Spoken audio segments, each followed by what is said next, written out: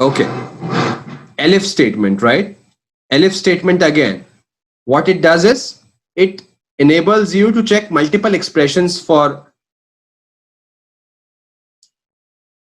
the if statement.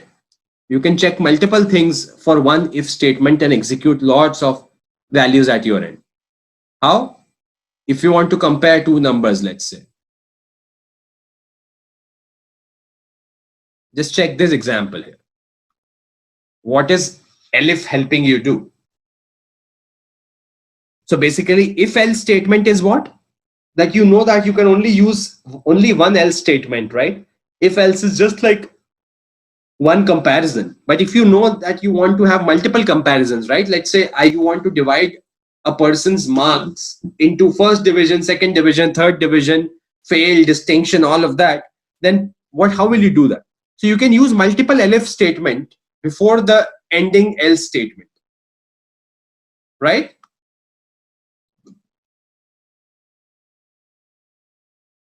And what does elif do?